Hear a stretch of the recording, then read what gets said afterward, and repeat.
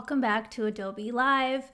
I am your host, Fabiola Lara. If you've never tuned into one of my streams before, I'm an illustrator and I'm a content creator, and this is the content support group. So if you are and I know that you are if you're watching this, so if you're a designer or just like doing any kind of art and you don't know how to share your art on social media more, the content support group is all about showing you ways that you can edit faster and just be more efficient with your content creation so that you can share your artwork, whatever it may be, easier on social media.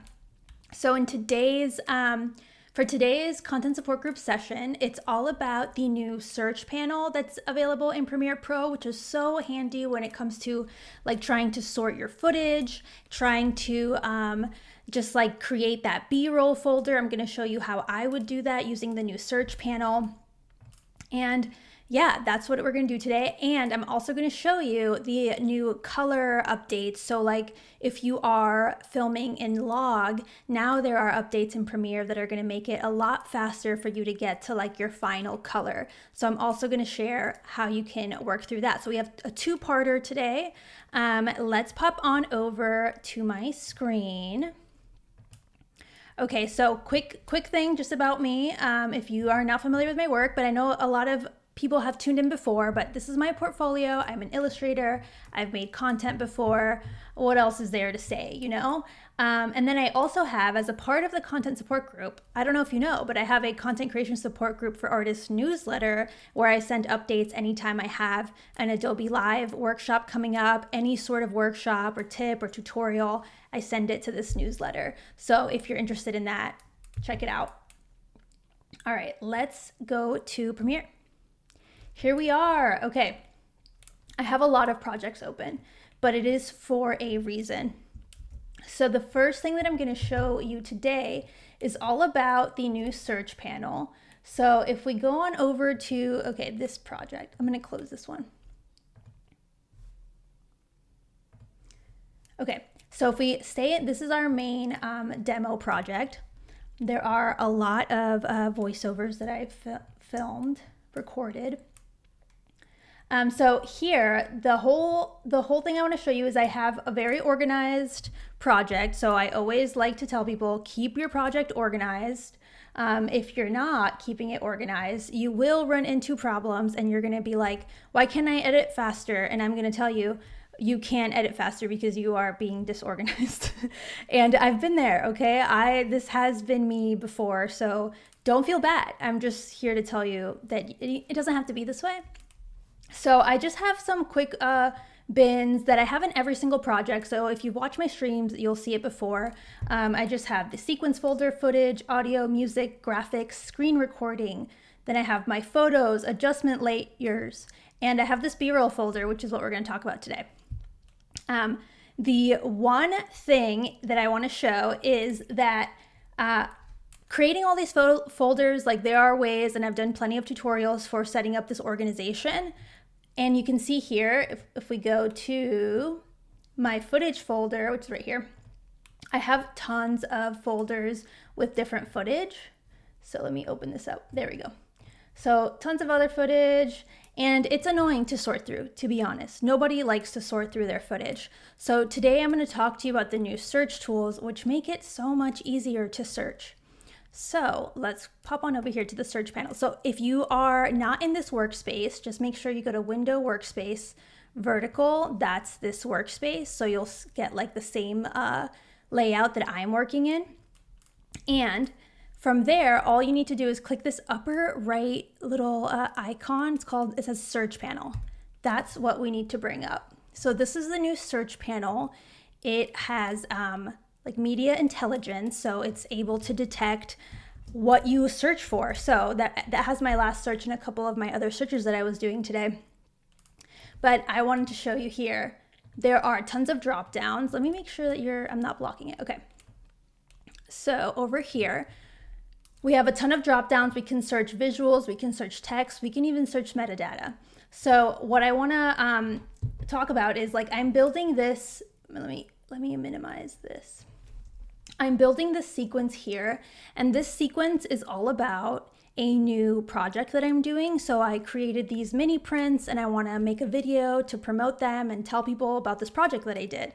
And I have a lot of footage because this project is like a repeat project that I do. I constantly have new mini prints, and so searching for footage can be just like daunting.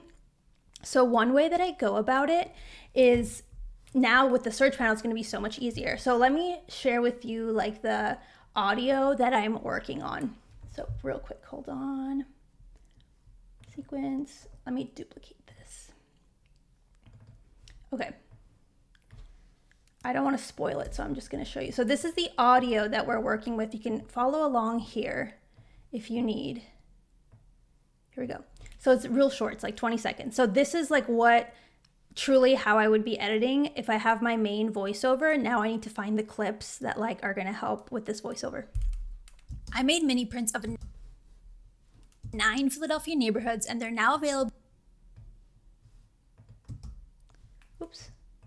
I made mini prints of 9 Philadelphia neighborhoods, and they're now available in my $1 mini print vending machines throughout the city. I really wanted to make prints that highlighted the uniqueness of Philly and how each neighborhood has its own vibe. I drew inspiration from the neighborhood itself, of course, and the 70s Technicolor aesthetic that just works so well for Rezo printing. If you want to find a mini print near you, check out the vending machine map in my bio. Okay, so obviously the first thing I want to show off are the actual 9 mini prints that I made, right? Like if that's what we're talking about, I want that to be like my hero shot, my hook, whatever you want to call it, all right? So instead of, usually I would go into here, go into my footage, try and remember, okay, I happen to label this one. I can go here and search through all of my footage and see, okay, I could do that. But what if there's something better? Let me go take a look at this folder and go through this footage. And, you know, you can do that. That's how we always did it, okay? But now there are new tools. So once again, I'm going to pull up the new search tool and I'm going to look for the footage. And it's really cool because you can just like talk to it how you would genuinely want to talk to it. So I'm going to search for tiny art and see what it gives me.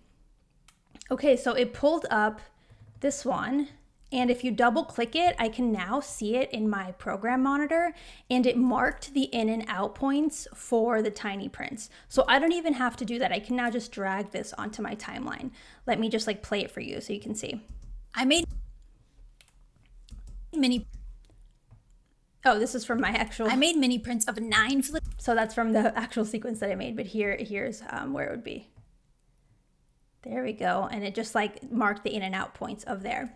Now you could see that it pulled in from both a sequence and from my source material. If you look at these icons at the bottom of these like thumbnails, you'll see that there's an icon for just source material, and then there's an icon for sequences. So you can search for something from a previous sequence or another sequence in your project, or you can search just the source. You can specify like I only want source. Now that sequence clip, it doesn't bring it up anymore. Or I only want sequence, and it only includes stuff that I've already put in a sequence in this project. So that's the thing. It's searching everything that's open as a project. So what's cool about that is that then I can open, so for example, I like to do like a master folder when I edit, a master project. So if we go into my folders here, I'll show you. In 2020, here we go. So in this project here, I have video content, and what I usually do, well, let me go to 2025. I don't know why I'm in 2024. So I have this project called Q1 Vertical Video Projects, and in here there's 2 Adobe Premiere projects, but it's just one is like a duplicate just in case. But here is the project that I usually edit all of my vertical video for the quarter. And usually I would do like for the year, but if you're working with like 10 or 4K footage, a year-long project is gonna be really, really like heavy. So I like to split it up into quarters since I do use 4K. But let's go ahead and open this project because this project has footage from all year already imported into it. And instead of having to drag that and open it into my footage folder in this new project that I'm working on, I can just open this project. Boom. Okay, so now it opened a ton of new media. Of course, some things unlinked.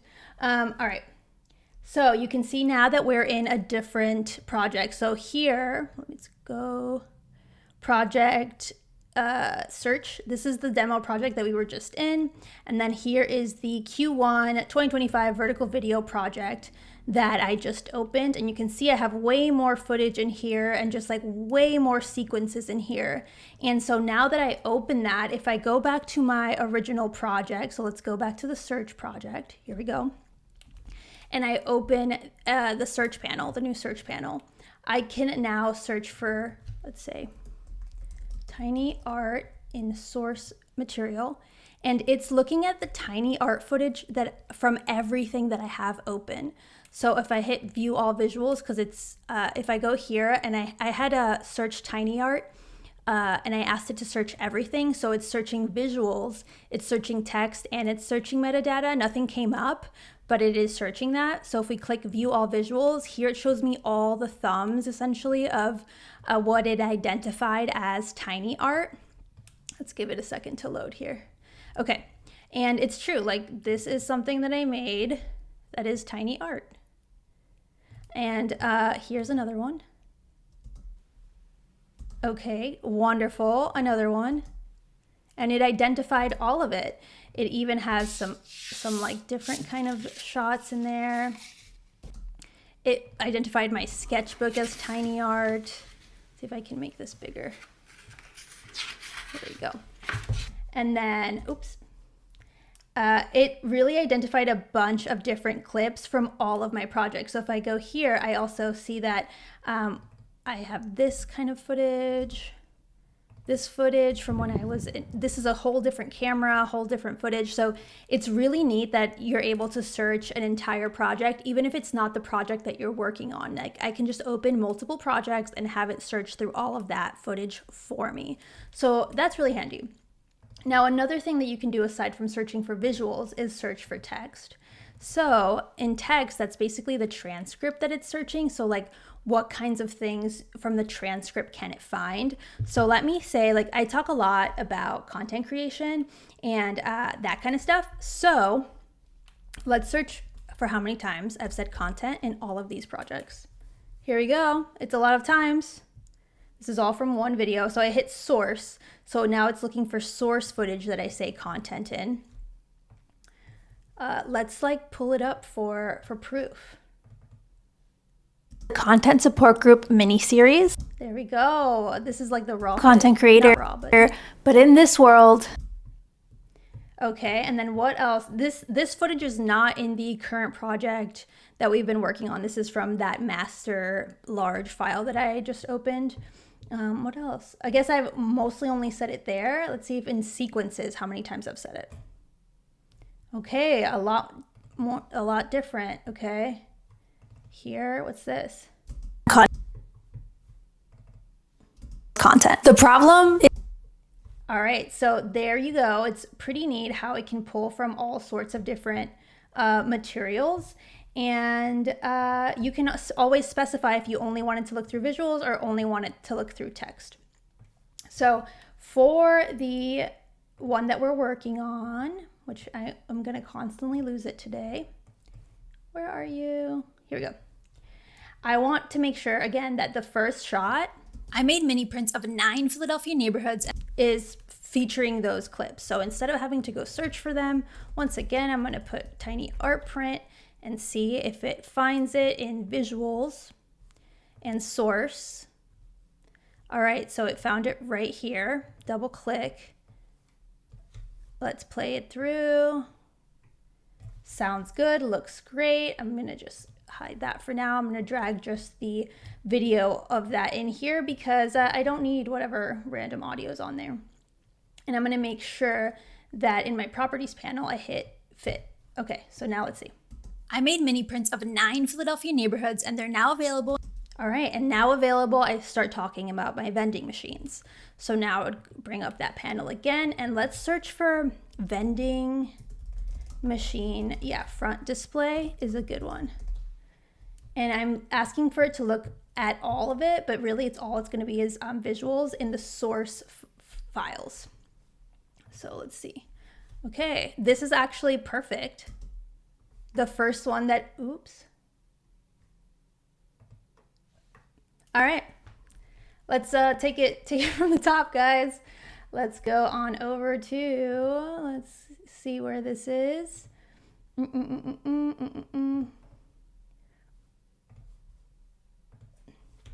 Okay, opening it back up. You know, it happens to everyone. Here we are. Okay, now that we're back, I'm gonna hit save. All right, and we're back. We were in here. All right, so again, let me search for that vending machine. So I'm gonna look for vending machine front source footage. I have this footage, maybe this one. This is all upside down. I must have not flipped. It's on the DJI, so I must have flipped it weird. I think that I like, ooh, that's disorienting. Let's see if we can find like me actually working on there. So standing in front, front of vending machine. Okay, here we are. This one I'm standing in front of it. Let's see, I know there's like one that I'm actually looking for, so I'm trying to see if it pulls it up. Let's turn that off. Let's see. But you can see it did find like exactly what I was asking it to find. So that's just really cool that you can now just do this instead of having to dig around through unnecessary clips. And obviously, like if you don't have that many files, it's not that difficult to sort through your footage. But when you do, when you shoot a lot of the same kind of stuff, this is nice to be able to sort through. So I like this as one of my first clips because it shows like the vending machine in action in context at a store. So I'm going to go ahead. You know what? I'm going to move the search panel to like in here. There. Okay. And now I'm just going to drag this clip, the video only, onto my timeline. Of course, now like this is way too long. It's like the entire video, so I wouldn't want that, but you can now just treat it like you would any clip and start cutting and editing and getting it down to where you want it. So this is how I would go about editing using the new search function. And it's really cool because again, you can open up old projects. So if you have a project and you're like, oh, I need footage from that project, just open it and then using the search panel tool, find that exact clip or moment and bring it into your new project. That way, you know, you get kind of the best of both worlds without having to like relink a ton of stuff. That's how I would use it. It's pretty cool. What I was gonna say is that it's doesn't rely on the internet. So like if you don't have Wi-Fi, you're still able to search your programs. So it's really cool if you're working like on an airplane or at a cafe that doesn't have Wi-Fi, you'd still be able to take advantage of the search panel here. And I like really recommend it because why not? Now, something that I think would be an excellent use of this is to set up your B-roll vertical video content. So if you don't have a B-roll folder full of videos of you working, whatever it is that you're working on, whether it's, you know, filming or editing or painting or using Adobe Fresco, Illustrator, whatever it may be, if you have footage at any moment in time that you've captured for other videos, using the search tool here now would be a great way to start building that B-roll folder if you haven't done it already. So I have one set up here when I was testing it and it worked great, but let's build a brand new one. So I'm gonna go ahead and hit new bin and I'm gonna call it 2025 B-roll update. So this is like my latest B-roll, okay? Now what I'm gonna do is, again, open the project that had all those Q1 video projects, because that's where I know all my files are, all my footage. So I'm gonna go open with Premiere Pro. This time it's gonna be so smooth. Wonderful, I have a bunch of different sequences here. It doesn't matter. What we're looking for now is to build out our B-roll folder by searching all of the media that is within this project and bringing it over to a new project. So I'm going to hit the search panel once again. It has my previous search, so I'm going to take that out, and I'm going to hit that I'm searching everything. And so like something that would make really good B-roll, for example, is just like footage of me drawing, because oftentimes I'm talking about like I'm an illustrator, and so I want to reference the fact, oops, that's not drawing, the fact that I'm drawing. Okay, so here are some clips where I'm actually drawing. It's, you know, not that exciting, but the clip is there. So what we can do now, the way I've been liking to do it is to start a new sequence. So sequence,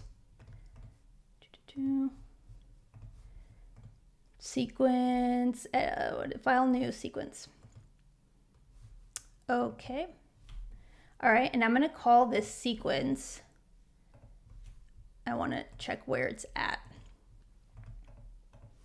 It is, oh, I don't even know where it made this sequence right now. Let's make it in here. Okay, this sequence. I'm gonna rename it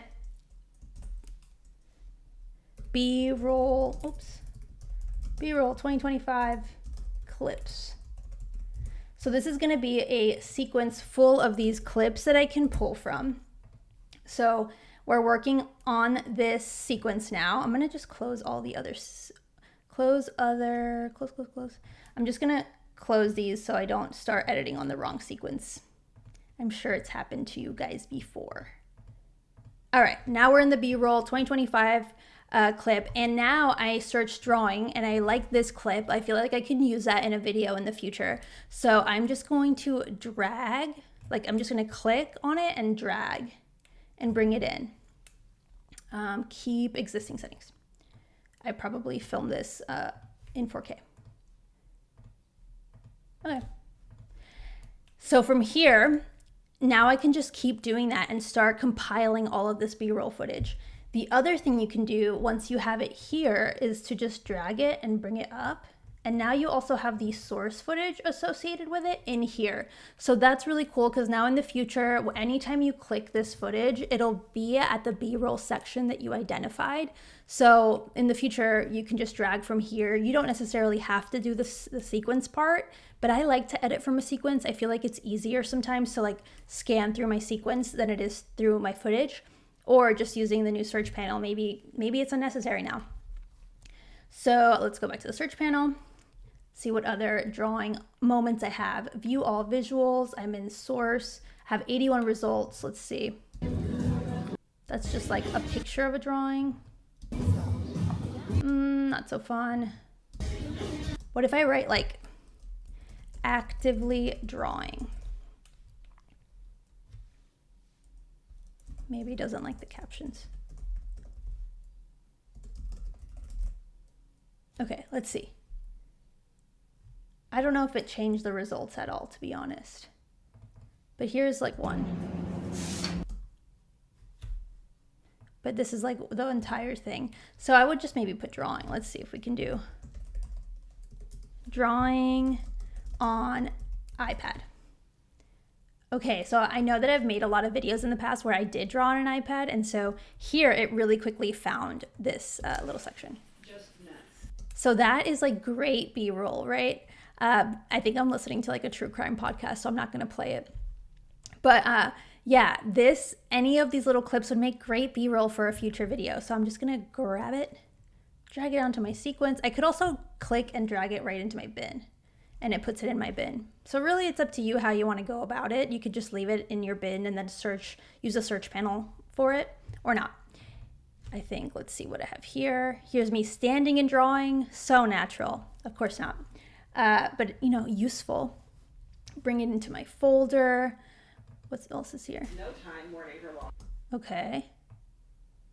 Not really drawing there. Oh, I think it's in the same footage. I found a different clip. Oh yeah, that would make wonderful B-roll. So I'm going to put in and out points. I want my in and out point a little shorter, and then drag it in. I know that looks tiny, but that's all you need sometimes. I'm going to make sure all of these are fit. There we go. All right, so I think that's like how I would build out this B-roll and quickly just start compiling everything that you've previously done and turned it into a B-roll folder that in the future, when you need a little clip of you doing something to put some text on top that says like, you know, some new trend or whatever, now you have a folder full of B-roll and it didn't take you forever to dig through all of your media. Boop, boop. Yep, and here's like, I want to show you the one that I did earlier today, just so you can see like a variety of stuff that I collected, all from using the search panel. So here's like a picture of a sketch that I did. This is the drawing one. Here's like some vending machine footage. Here's a section of me actually drawing on iPad, sketchbook, drawing again. So you can see here holding up a newspaper. So if I have a shot that I need to share about that. There we go. So that's how I would go about building out your new B-roll folder. Please, I really recommend you go do this like soon. And you don't really have an excuse not to do it because the new search panel is so fast and you can open up a ton of old projects. Like open up all of your old projects. If you edit everything in different Premiere projects, open them all up from last year or from this year and search for B-roll and then put it into a new project called just B-roll or your new like Q2 master project. Go ahead and do that. I think it's very important. Okay, so that's enough on search. You get it. This is how I would actually use it, some applications. I showed you how to actually, you know, go about using it. So I'm just gonna go ahead and close these projects. Yeah, save. Okay. Now I want to show you more about the color options that we have in here. And for that, I actually made a different project just because I was, you know, trying to keep it organized. So let's open this up. If you have any questions while we're here, feel free to drop them in the YouTube chat or in the Behance chat. I am watching. Remember to hit subscribe, give it a thumbs up, and help support Adobe Live, bringing free workshops all the time. Okay, this project's here, so I don't have to do that anymore. So what I wanted to show you is that now we can change our project settings so that Adobe Premiere Pro recognizes a log footage, detects it automatically, and applies the like conversion LUT to bring it into Rec 709 without having to do every single step every single time with every single piece of your footage. Okay, so let's go into some of the basics. So okay, I just want to show you some log footage that I brought in. Okay, so this is some footage I brought in for like a recent project that I just like recorded random clips. This is, by the way, this is what a lot of my footage looks like, is like me holding things and going like this. So, you know, whatever. And then a coffee cup that I just wanted to use as a reference point. So just clips, just tons of different clips. And these are all filmed with different cameras. But what I wanted to first start off with is just like one camera. So this is log footage that I ended up using the new settings on to, like, you can see here without the adjustment layer and without the color grade layer, it's log footage, but it does not look like flat log footage because now there are settings to help prevent that, prevent having to do that manual step. So if we go to the actual log footage, which I have in here, you can see some more log footage. Now, what I want to show you is, like, if you go into Premiere Pro and then go into settings, and now we go into color, you have these preferences. So I like to hit display color management. That should always be on. And yeah, all right. So that's the only thing that's in there. But apart from that, if we go over to Lumetri color, here is where like all the new stuff is. So I'm going to change my workspace to color so like we can actually see what's happening here. Wonderful. Now, if we go over to settings, here is where we have all of our new settings for Premiere Pro that's going to help us with this. So let's open everything up, because the settings go from like project to sequence to clip. So you're able to control the color for at each level. And if we set it for project, Adobe remembers, and next time that you start a project, it will know to auto detect. So this is what we set earlier in the preferences, display color management. You can also do it in here. I'm not gonna worry about this one. For project, this is like the most important one, is color manage, auto detect, log, and raw media. If you don't have this selected, then your log files will look like this when you bring them in, which is like no good. But if you have this selected, I'm trying to find a colorful one. Okay. It already automatically adds color, and in our source clip, it displays it with the color as well. So that's kind of cool because now you can see like exactly what it's looking like from there before you bring it into your sequence. Now, this clip, I wanna take you back to my project and go through some DJI log footage. So I wanna make a new sequence. I'm gonna delete these. And I'm gonna grab all of these DJI clips and bring them here to create a sequence. Now these are already in, they look really vibrant, but I need to show you something because this is a project I've already been working on. If we hit, if we go down to, just click one of them. Now here, so we just went over preferences and then the display color, project, we make sure that this is selected. A few more things to note about this section of the settings that you want to make sure that you have selected is have HDR and 203. And then if it allows you to have tetrahedral, then just like let it be tetrahedral. But for viewer gamma, so that your colors that you're editing actually look like the colors that you end up exporting for like your phone, make sure it says web. It may by default say broadcast because that's what Premiere Pro is often used for, is for like TV and movies. But if you are just editing for social media, which if you're in the content support group is very likely, then you need to hit web and that will prevent that issue from becoming a problem. Again, the color manage auto detect needs to be on. And now I've selected a clip, right? And so it says source clip. So now I'm talking about my actual source clip settings.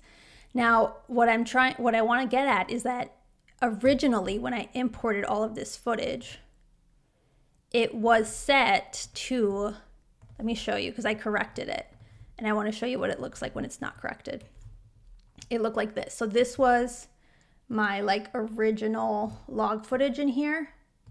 If we open it up in our source panel, you can see it here. See if I can open it. Like this is what it looked like. So pretty like washed out, classic kind of log footage that you end up seeing all the time. So when I brought it in, even though I had set the project to auto detect, you can see I'm clicking and clicking and clicking it on, clicking it off, clicking it on, and it's not changing anything on the actual program monitor or the source monitor. So it's like not able to detect the DJI Osmo Pocket 3 metadata. It's not able to detect the LUT for that right now. So I know this camera is super popular for content creators. I personally love this little camera. It's so handy. So I wanted to show you that if you're using this camera and you bring it in and you set the color manage to auto detect and nothing happens, do not worry, calm down. Go to input LUT and you just need to add that DJI Osmo Pocket 3 D-Log M2 Rec 709 LUT. And now, wait, I added it to the wrong clip. And now it is like in vibrant color, like in the original, how it looks to the eye. And all we had to do here is basically override it. So originally it was detecting it as Rec 709 and that's why it looked all washed out. Now I input the LUT that actually gets applied to it and it's back to this beautiful color. And for these other clips that are not converted, we can just go ahead and just convert them. You can convert them one by one in here if you want, if you only have like 2 clips. But if you have a bunch of clips, you can select like all of them. Now it's okay. Right click, modify color, and we enter like the clip modification settings. And in here, now for all of these clips, I can say use the DJI Pocket 3 log LUT on this footage. And now if I click OK, all of this footage in here is now converted without having to like click every single one. So if you like, you know, recorded an entire movie on your DJI Osmo Pocket, I wouldn't recommend going one by one. Instead, you can just go into your project, into your bin, and just like select a giant group of clips and switch it over. So that's handy. Now let's talk more about what's in this panel. So I've already shown you the project one, the source clip one.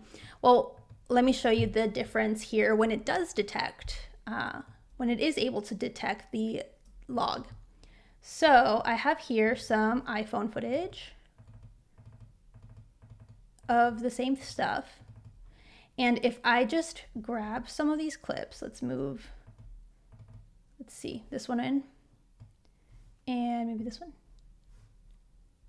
Okay.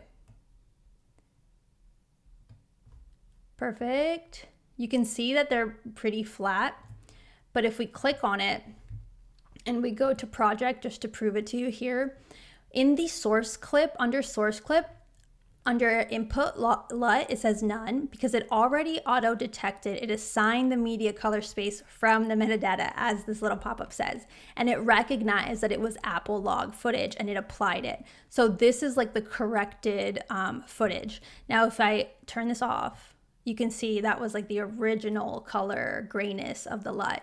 And now I turn it back on and it's way more colorful. Obviously, I would still want to color correct, color grade, like, you know, this is just a starting point, but it's a lot better of a starting point than having to do this every single time with all of your footage. Okay, so we went through that. And I can show you one more. So that was with the iPhone, very popular as well. And then I have some Sony footage that I'm just gonna bring over here. Drag that, bring it over. So for all of my Apple footage, all my iPhone footage, it detected, so I didn't have to go in and modify, like mass modify those clips. It already knows. For the Sony, it also did the same. Now it still looks pretty washed out, but if we go over to, the same little section, the source section, let me click on the right clip right here.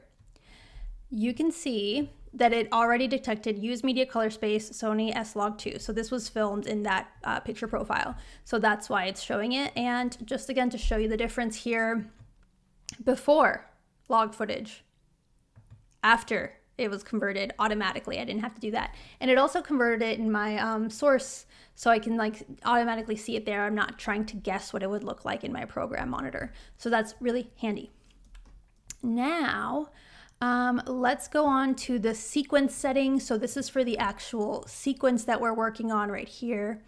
This really depends on what you're working on, but I would say if you're in the content creation support group, you're here to learn about how to create content for social media.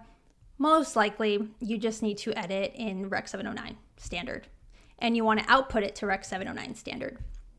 If you did film, like if you want to, if it's up to you. If you want to get more of the color options and that the log footage gives you that you can benefit from, you can hit wide gamut.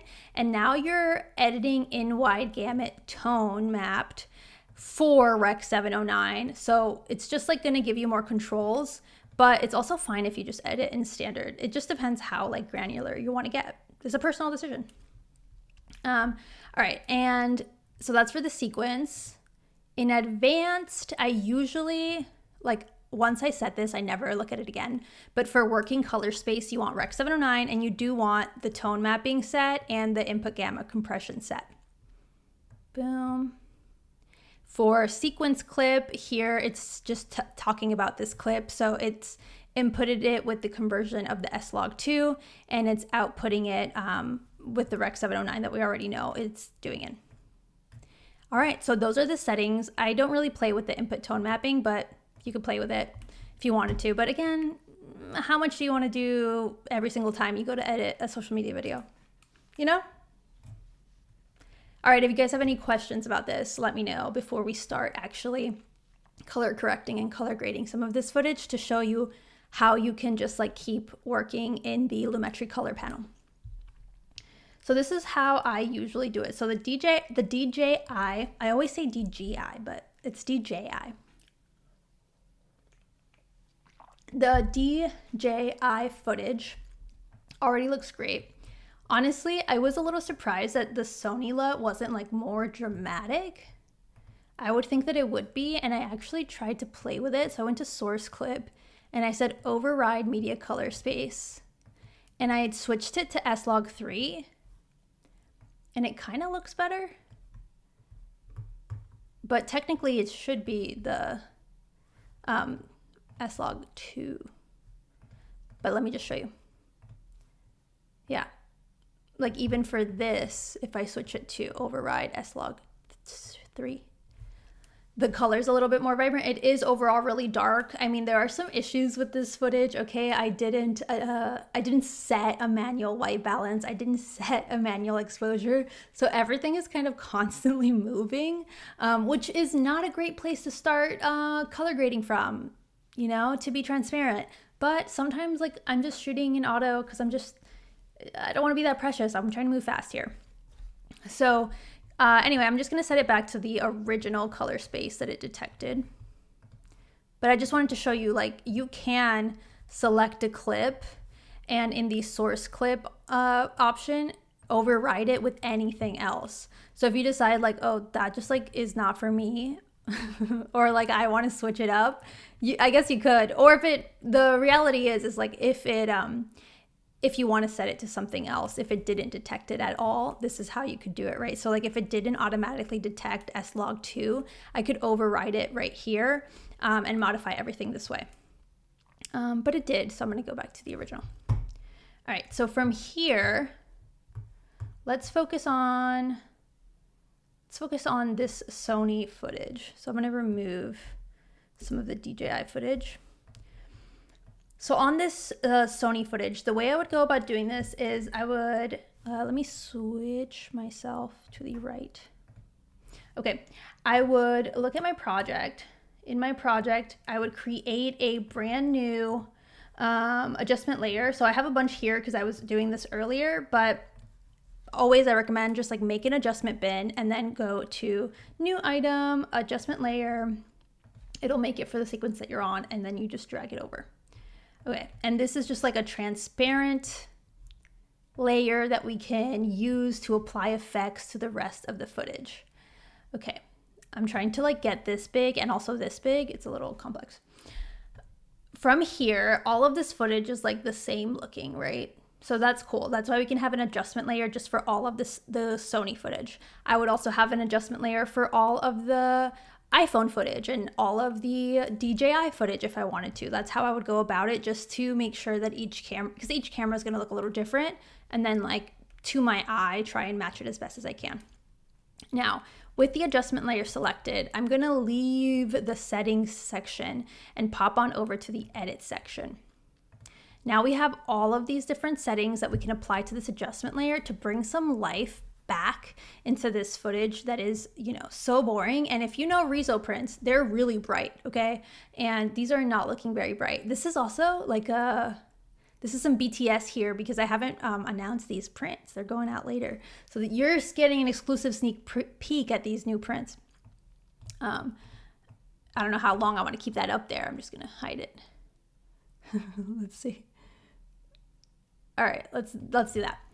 So let's bring in some colors. I'm going to hit this adjustment layer. Perfect. And I'm going to go to basic correction, and you want to edit like going down these options. So basic, creative, curves, color wheels, match. You want to go in this order. So if we open up our basic correction, I actually try not to mess with the exposure at this point. I try to do that at the very end. I try to adjust the exposure in like using other levers before I go in and adjust the exposure on everything. But automatically you can set the white balance. So I know, for example, if I click this dropper, that this little drawer behind me is white. Now this made it really blue, but the reality is that I filmed in like at golden hour. So it was actually quite yellow when I filmed. So I feel like that's not a fair like point of reference, but like if I do the paper, it's still really blue. So sometimes it's like if you filmed at a time where everything looked yellow, then obviously like your white stuff is not as white as you need it to be.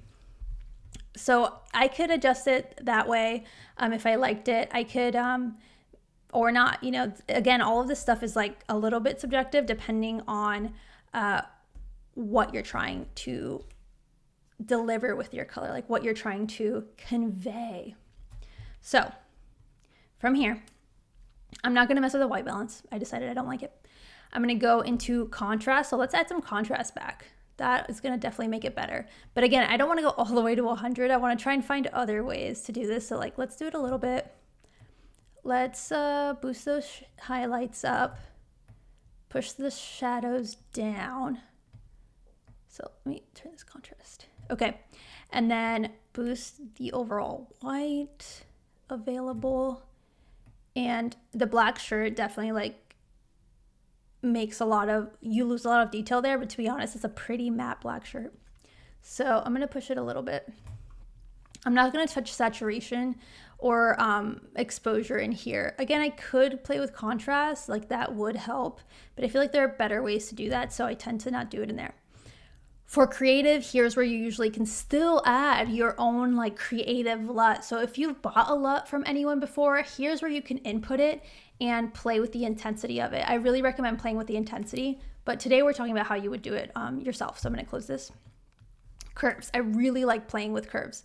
So this is basically the curve for all the colors in your video. So I'm just gonna put a pin, what's it called, a point right there in the center, and then also at like each diagonal point. And now there are typical ways that you can do this.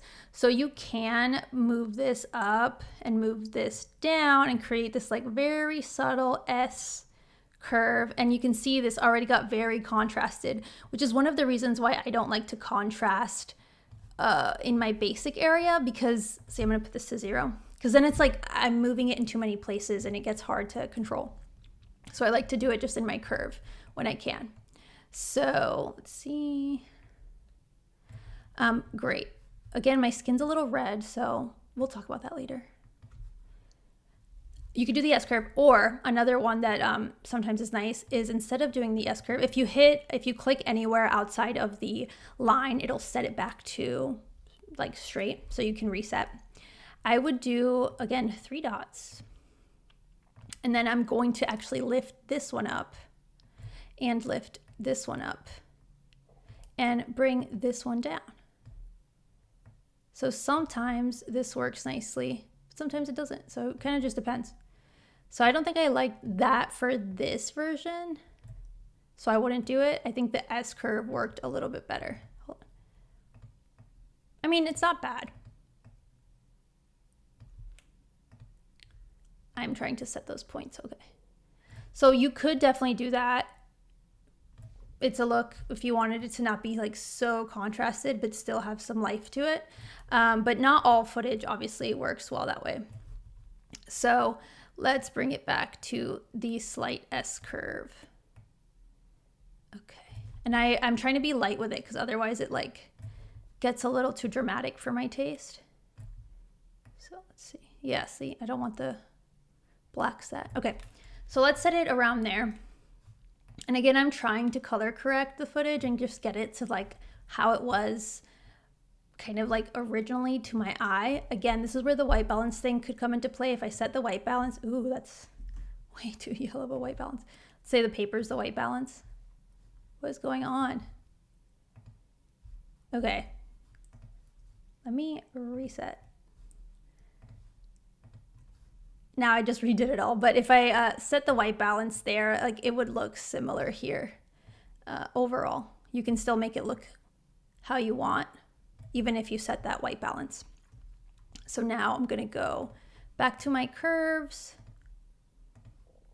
and add those points and create that subtle little S.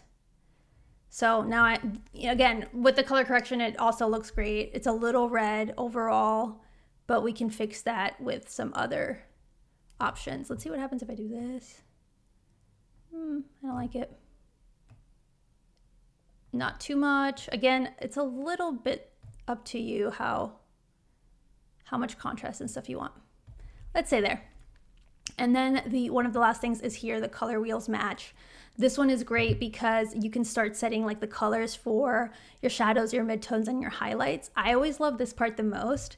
But let's say this is like our color correction, right? This is our color correction. Before we start putting all like additional colors on there, I would go ahead and do another adjustment layer. Sometimes I like to label them because they do get a little all over the place. Again, I could probably still play more with the color correction.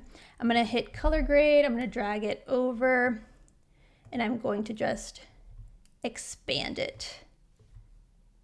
Okay. I'm gonna expand it to all of these clips. Let me see. Okay, so from here, I'm gonna play with the midtones and shadows on this new layer so we can see the difference. So here's like the original footage converted with S-Log2.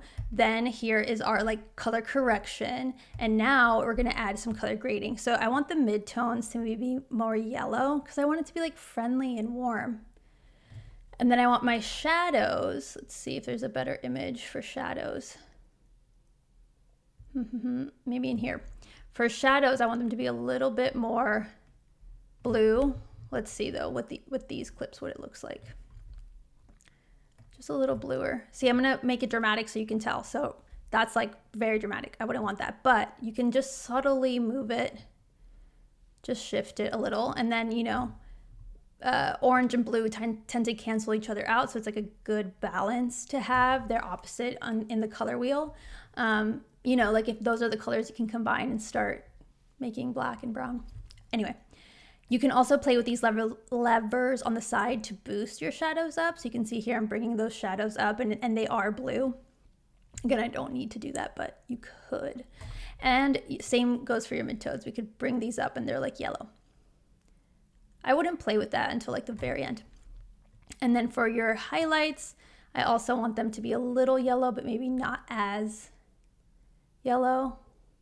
So maybe there. And do I want to bring them up?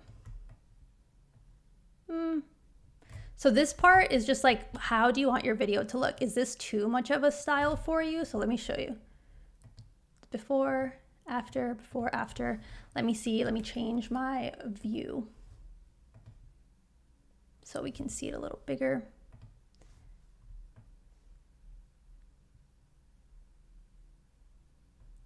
I'm trying to get like a good section. Okay, here. Okay. Again, we still have the Lumetri panel here. I'm just gonna bring this down. And so we can continue to play with it. Now, one quick thing we may have, I don't know if we have time for, but I'm gonna try and squeeze it in here. I'm gonna go to properties, now effect controls. I'm gonna hit under the mask here, I'm gonna hit free draw Bezier curve. I'm gonna make a little triangle. I saw this from Brittany Janae and I thought it was really smart. Oops, I'm on the wrong one. You have to be actually on the clip to do it. So you make a triangle and then you go into your Lumetri color and you go into your histograms, view, Lumetri scopes.